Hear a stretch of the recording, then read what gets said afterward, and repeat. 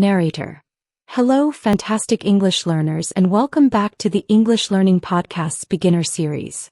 I'm your narrator, and I'm thrilled you're joining us today. Have you ever thought about what you love to do in your free time? What activities make you feel happy, relaxed, or excited? These activities are often called your hobbies. Talking about hobbies is a wonderful way to connect with people, learn about their interests, and share a little about yourself. It's a common and fun topic in everyday conversations, whether you're meeting someone new or chatting with friends. That's why today we're focusing on talking about hobbies in English. Learning the simple words and phrases to describe your favorite activities will truly boost your conversational skills. In this episode, you're about to hear a natural and easy-to-follow conversation between two friends, David and Emily. They'll talk about their different hobbies, why they enjoy them, and how often they do them. They'll use simple English, making it easy for you to understand and start talking about your own passions.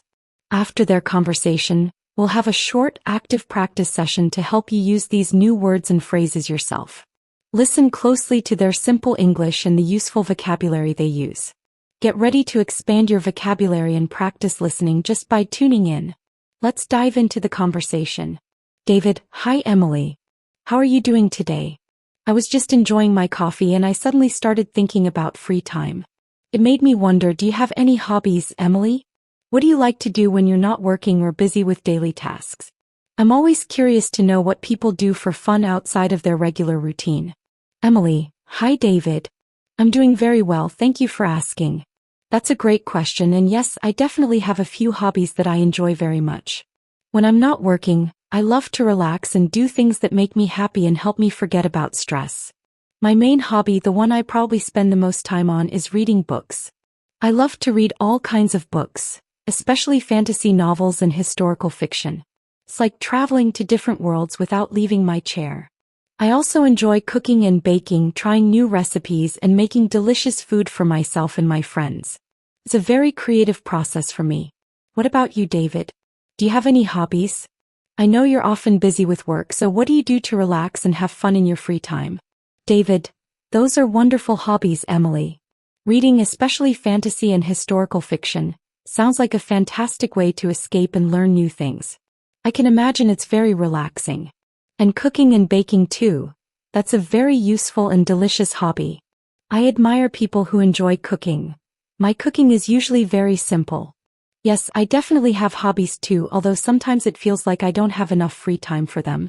My main hobby, the one I'm most passionate about, is playing the guitar. I've been playing for many years and I really enjoy learning new songs and creating my own music sometimes. It's a great way to express myself and relax after a long day. Besides that, I also love playing video games, especially adventure and puzzle games. It's a fun way to challenge my mind and sometimes play with friends online.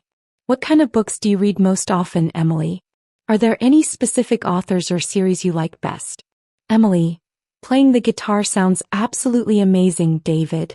That's a very impressive and expressive hobby. I can only imagine how relaxing it must be to make music after a busy day. Do you play electric or acoustic guitar, or both? And playing video games sounds like a fun way to challenge your mind and connect with friends too. For reading, I really love authors who create detailed and immersive worlds. Some of my favorite fantasy series are The Lord of the Rings by J.R.R. Tolkien, which is a classic, and Mistborn by Brandon Sanderson. For historical fiction, I enjoy books set in ancient times or during significant historical events. I find it fascinating to learn about different periods and cultures through stories. How often do you play the guitar, David? Is it something you do every day or only on weekends? Do you play for yourself or with other people? David: That's great, Emily. The Lord of the Rings is an amazing choice. It truly takes you to another world.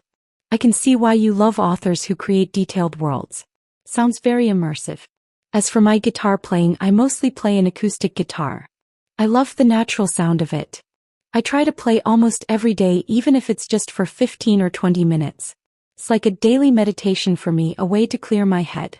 On weekends, if I have more time, I might play for an hour or even two. Most of the time I play for myself, just practicing and enjoying the music. Sometimes I play with a few friends who also play instruments and we just jam together. It's a lot of fun to create music with others. And speaking of your reading, where do you usually read, Emily? Do you have a favorite spot in your home, or do you like to read in cafes or parks? And do you read physical books or e-books on a device? Emily, that's really dedicated. David, playing the acoustic guitar almost every day. It's fantastic that it serves as a daily meditation for you and that you sometimes jam with friends. Sounds like a truly fulfilling hobby. As for my reading, I have a few favorite spots. At home, I love to read in my living room, curled up on my comfy sofa with a soft blanket, especially when it's a bit chilly outside. The light from my big window is perfect in the afternoon. I also enjoy reading in a quiet corner of a cafe just like this one while enjoying a cup of coffee. And in summer, I sometimes read in a park under a tree, enjoying the fresh air. I mostly read physical books. I love the feeling of holding a real book in my hands, turning the pages, and even the smell of the paper. But I also have an e-reader for when I travel or when I want to read late at night without disturbing anyone. So it's a mix, but I prefer physical books. How about your video games, David? What kind of video games do you play most often? Are you a fan of long story games or quicker ones? And do you play on a computer, a console, or your phone? David, that's a lovely description of your reading habits, Emily. Curled up on a comfy sofa at home or in a quiet cafe, or even in a park. Those all sound like perfect reading spots. And I completely understand the love for physical books. There's something special about them that e-books just can't replicate. It's great that you use both for convenience. As for my video games, I mostly play on my computer, sometimes on a console like a PlayStation. I really enjoy adventure games with long, engaging stories, where you explore big worlds and solve puzzles. Games like The Legend of Zelda, or The Witcher, are some of my favorites, even though they can take many hours to finish. I also like puzzle games that make you think a lot. I play these games mostly in the evenings after work or on weekends. It's a good way to relax and use my brain in a different way. It's like reading a story, but you are part of the story. Do you ever play any games, Emily?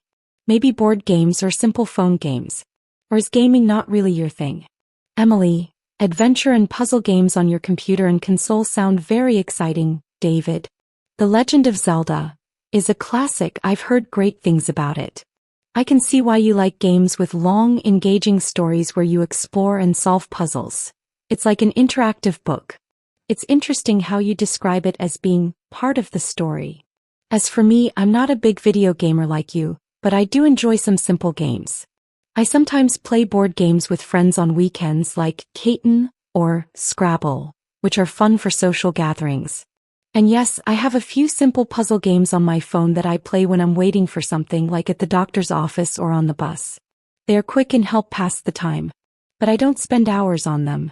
So, no big adventure games for me. Speaking of your music, David, do you ever sing when you play the guitar, or do you just play the instrument? And do you listen to a lot of music too as a hobby? David, that's cool, Emily.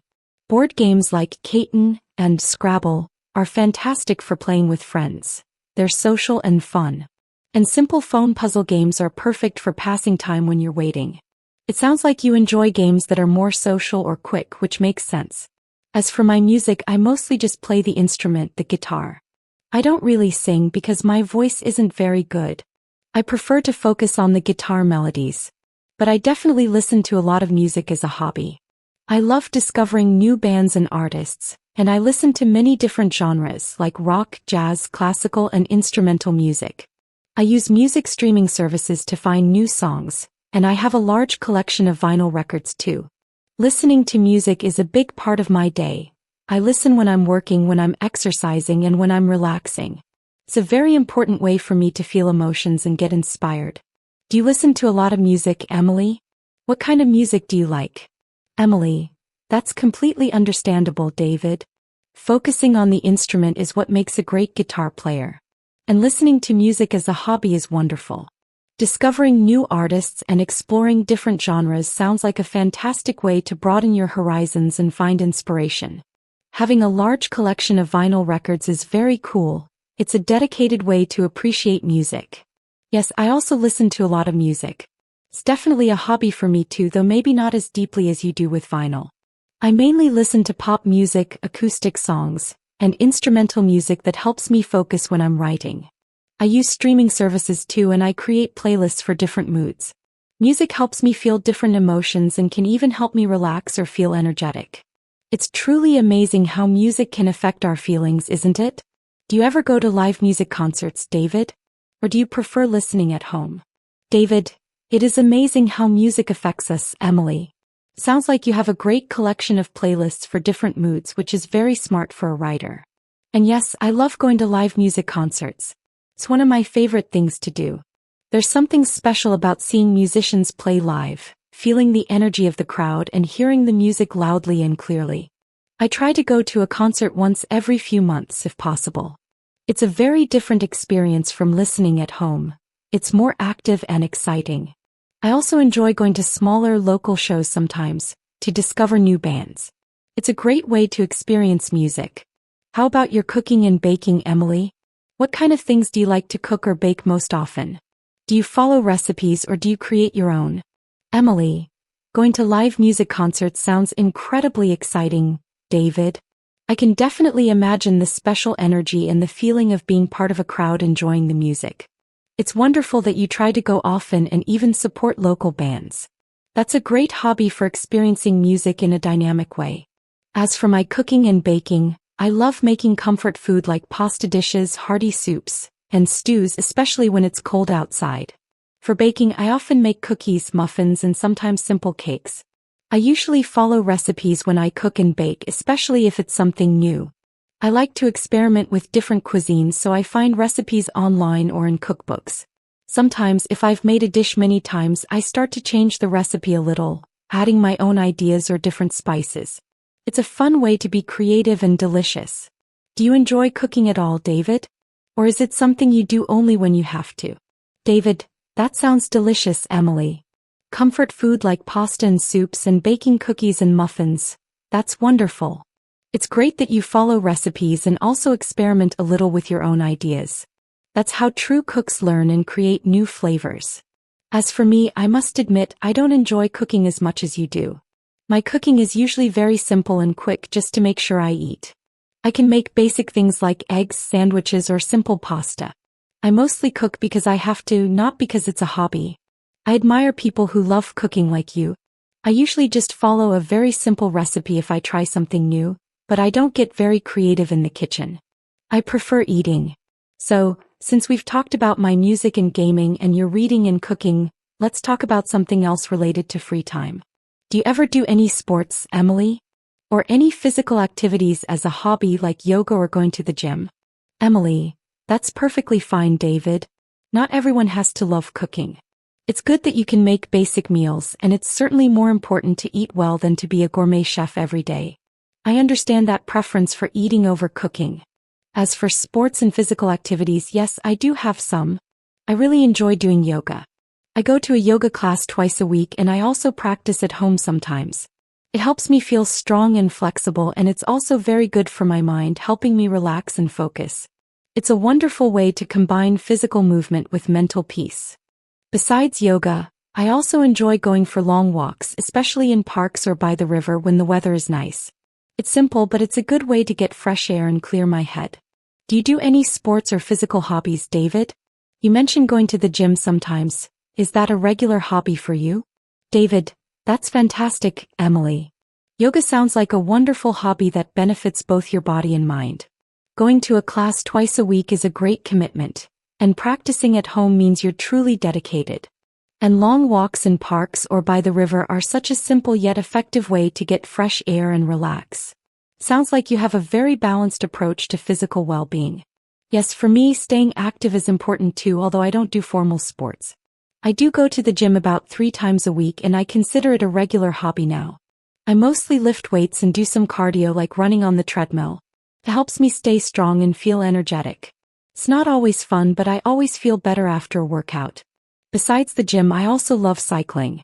I have a road bike, and on weekends, if the weather is good, I try to go for a long ride, maybe 30 or 40 kilometers. It's great for getting fresh air, seeing new places, and it's a wonderful way to exercise outdoors. How long have you been doing yoga, Emily? Did you start recently, or have you been practicing for a long time? Emily, that's great that you go to the gym regularly and love cycling, David. Lifting weights and doing cardio 3 times a week sounds very disciplined and healthy. And cycling for 30 or 40 kilometers on weekends is impressive. That's a fantastic way to explore new places and get some fresh air. Sounds like you have very active hobbies that keep you strong and energized. As for yoga, I've been doing it for about 3 years now. I started because I felt a lot of stress from work and a friend told me that yoga could help. He was right.